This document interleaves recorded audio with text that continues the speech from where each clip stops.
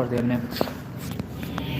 Hello बच्चों, जैसा कि आपको पता है लाइव हम आ चुके हैं, लाइव क्लास लगाती है। स्टार्टिंग करेंगे बहुत ही आसानी से, जैसे कोई लाइव आता है तो हम स्टार्ट करते हैं। आज मैं बहुत आसानी से ये चीज़ करवाने की कोशिश करूँगा। हाँ, 1 मिनट गेट बंद करिए मेरा। जैसा कि आपको दिख रहा होगा बच्चे कि आज बहुत ही अच्छा टॉपिक पढ़ाया जाएगा और बहुत ही अच्छा आसान तरीके से हम समझने की कोशिश करेंगे। जैसा कि आपको दिख ही रहा होगा कि उसकी फिर मैं करवाने जा रहा है अनंत तार के लिए, और ये हमारा अजहर सर है जो आपको बहुत ही अच्छे तरीके से एक्सप्लेन करके दिखाएंगे गोस की फिर में। जल्दी जल्दी आइए, लाइव आइए जल्दी जल्दी बच्चे। अगर तो स्टार्ट करते हैं। आते हुए लाइव बच्चे आ गए? ओके, तो देखो बच्चों, गॉस के नियम का उपयोग, देखो मेरी बात सुनो। गॉस के नियम का उपयोग, सवाल को पढ़ेंगे। गॉस के नियम का उपयोग करते हुए एक अनंत लंबाई के एक समान आवेशित सीधे तार के कारण उत्पन्न विद्युत क्षेत्र का सूत्र उत्पन्न कीजिए। पहले इस बात को समझो भाई, गॉस के नियम का उपयोग, गॉस का नियम मतलब तुम्हें इसमें इसका यूज करना है। फाई ई बराबर बताया था क्यू बटे एप्सिलॉन 0, यानी इसका उपयोग करना है तुम्हें। एक अनंत लंबाई के एक समान आवेशित सीधे तार के कारण उत्पन्न, देखो ये वाला, ये जो मैंने ब्लैक कलर का बनाया है, ब्लैक कलर का पूरा, ये ब्लैक कलर का है, ये तार है। कैसा है? तार कैसा है? अनंत लंबाई का। कैसा है? अनंत लंबाई का। ये अनंत लंबाई का पूरा तार है, काला दिख रहा है बच्चों, विजुअल। और इसमें एक समान आवेशित का मतलब है, आपने देखा होगा मैंने इसके अंदर प्लस आवेश बना रखे। देखो तार पे आपने प्लस के आवेश बना दिए तो ये आवेशित हो जाएगा। क्या हो जाएगा? आवेशित। अब इस पर हमें सीधे तार के कारण विद्युत क्षेत्र की तीव्रता का सूत्र निकालना है। क्या निकालना है?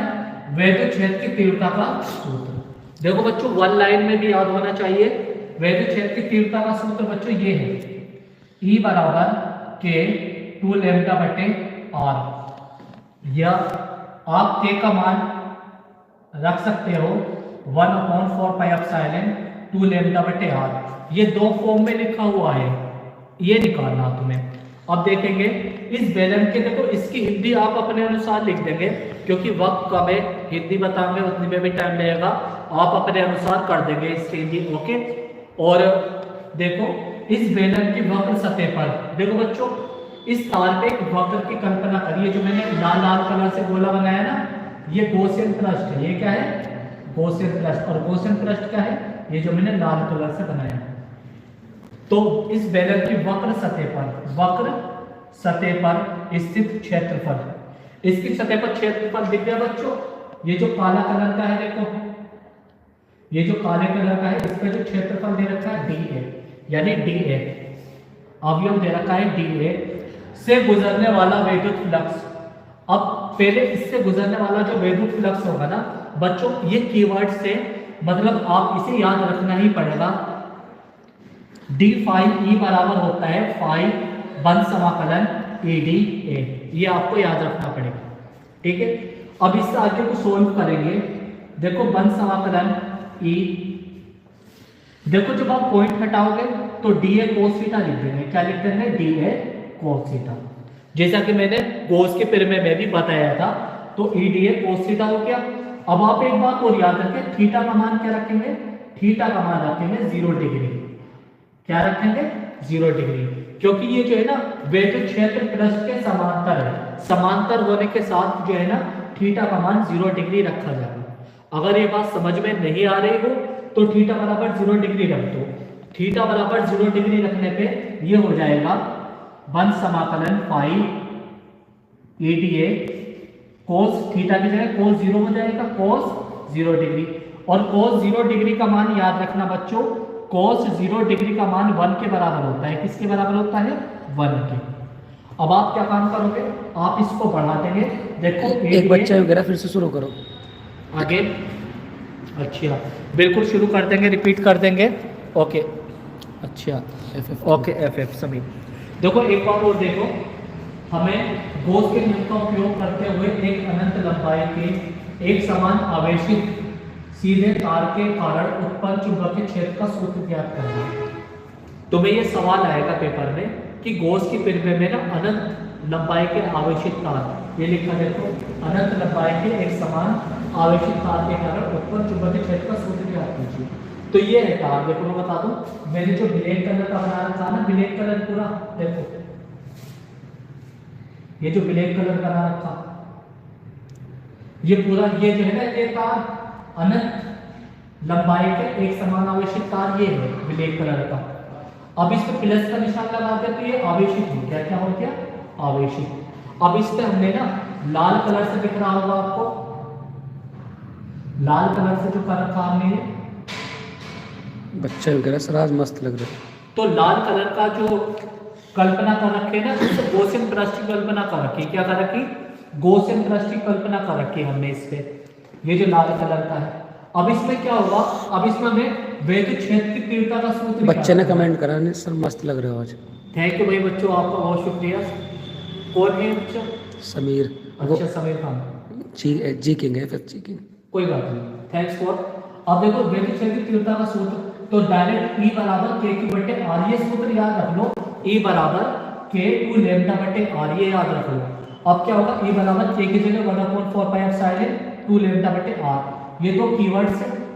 अब देखो ये जो वक्र पृष्ठ बना हुआ ना, ये जो गोले का हिस्सा आता है ना, इसे गॉसियन पृष्ठ कहते हैं या वक्र पृष्ठ कहते हो। क्या कहते हो? वक्र पृष्ठ। लिखा इस बेलन का, ये एक तरीके का बेलन बन गया। देखो ये जो ये बन गया, एक तरीके का क्या बन गया? बेलन। घर में जो बेलन होता बन गया, नहीं बन गया? देखो ये बेलन हो गया, ठीक है। इस वक्र सतह पर स्थित क्षेत्रफल DA से गुजरने वाला वैद्युत फ्लक्स जो होगा, यानी इस वक्र की सतह पर देखो, ये जो गोला है इसकी सतह पर छोटा हिस्सा दिख रहा है वक्र, इसकी सतह पर कौन सा? DA। कौन सा? DA।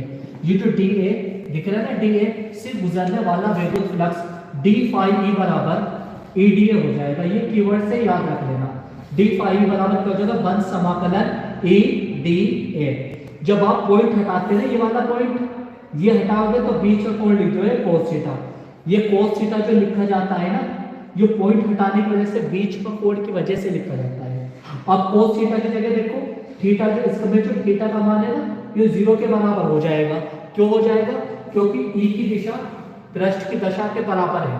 E की दिशा जो है पृष्ठ की दिशा के समांतर है, यानी बराबर है। ये चीज समझने में थोड़ी दिक्कत आती, तो आप थीटा बराबर लिख लेना 0 डिग्री। थीटा की जगह cos 0 डिग्री लिख लोगे। अब तुम्हें पता है cos 0 डिग्री का मान होता है 1, यानी आप लिख सकते हो 1 समाकलन EDA। cos 0 की जगह क्या लिख लोगे? 1, यानी गुणा में क्या आ जाएगा? 1, यानी आप लिख सकते हो 1 समाकलन EDA, यानी 1 की गुणा EDA से होगी तो EDA ही आ जाएगा। ये आ गया d phi E के बराबर। किसके बराबर आ गया? d phi E के बराबर। यहां तक की कहानी आपके समझ में आई। अब क्या करना है? अब तुम्हें यह करना है कि यहां पर संपूर्ण फ्लक्स के लिए निकालेंगे। क्या निकालेंगे? संपूर्ण फ्लक्स के लिए। तो हम लिखेंगे, ये तो इसके लिए था। अब पूरे के लिए, इस पूरे के लिए लिख देंगे संपूर्ण फ्लक्स के लिए। संपूर्ण फ्लक्स के लिए संपूर्ण फ्लक्स निकाल लेंगे तो phi E बराबर हो जाएगा 1 समाकलन, ये पूरी वैल्यू से लिख लेंगे EDA। क्या हो जाएगा? EDA, यानी ये वाली d phi E का जो मान होगा ना, वो phi E के बराबर रख लेंगे। अगर ऐसे समझ में ना आ रहा हो ना, तो phi E बराबर यही पॉइंट लिख लेंगे दोबारा। phi E बराबर लिख लेंगे EDA। देखो E इसमें से बाहर आ जाएगा और अंदर रह जाएगा समाकलन DA। देखो E बाहर क्यों आ जाता है? A का मान कांस्टेंट होता, तो कांस्टेंट की वजह से बाहर आकर DA अंदर रह गया। अब तुम ये देखियो, इस phi DA जो होगा ना, समाकलन DA, ये हो जाएगा गॉसियन पृष्ठ के लिए 2 पाई आर एल के बराबर। किसके बराबर हो जाएगा? 2 पाई आर एल। इस प्रश्न की वजह से अगर ये थोड़ी पढ़ने में दिक्कत आए तो फाई डी फाई बराबर लिख लेना 2 पाई आर एल। क्या लिख लेना? यानी इसकी जगह आप लिख सकते हो, इसकी जगह आप लिख सकते हो 2 पाई आर एल, यानी फाई ई बराबर हो सकता है ई 2 पाई आर एल। ये हो सकता है इसकी जगह। अब यहाँ तक की बात अगर आपके समझ में आ गई तो आपका काम बिल्कुल आसान हो गया। यानी आप ये देख सकते हो गॉस की प्रमेय से, किससे? गॉस की प्रमेय से। गॉस की प्रमेय देखो याद होनी चाहिए। गॉस की प्रमेय होती है फाई ई बराबर क्यू बटे एप्सिलॉन 0। ये होती है गॉस की प्रमेय। और जब गॉस की प्रमेय ये होती है, आप इस पोर्शन को यहां पर ले आएंगे लास्ट करके, ये लास्ट पोर्शन ले आएंगे लास्ट, यहां तक ही हो जाएगा गॉस की प्रमेय से ये वाले में। अब देखो फाई ई की जगह यहां देखेंगे, फाई ई की जगह ये रख देंगे ई 2 पाई आर एल, यानी इस फाई ई की जगह लिख लो 2 पाई आर एल, ठीक है, बराबर क्यू बटे एप्सिलॉन 0। इस पॉइंट को यहां लिख लेंगे, यानी फाई की जगह तो आ गया ई 2 पाई आर एल, क्या आ गया?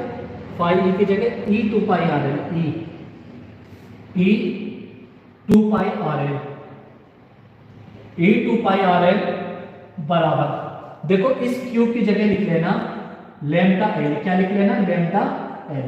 लैम्डा है रैखिक आवेश घनत्व, तो इस क्यू की जगह क्या लिख लेंगे? लैम्डा एल बटे में आ जाएगा एप्सिलॉन 0। देखो एल से एल कट जाएगा। अब ई का मान जब निकालोगे तो ई का मान 2 पाई आर जो है इसके बटे में चला जाएगा, 2 पाई आर एप्सिलॉन 0।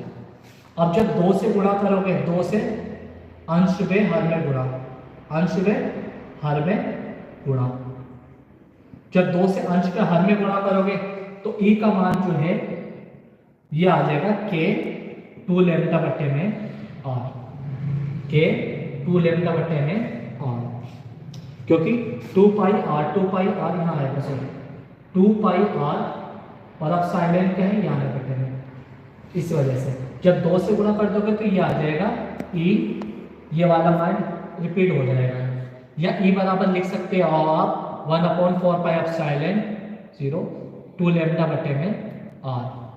ये आपका एक वन डायरेक्शन कंप्लीट हो गया। ये बहुत इंपॉर्टेंट है, यूपी मॉडल पेपर में है।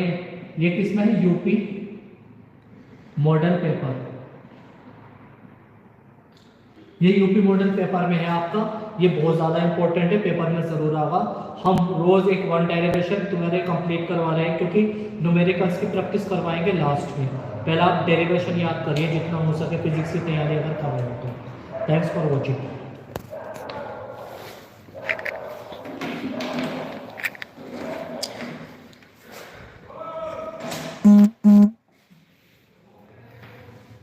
Okay, just wait.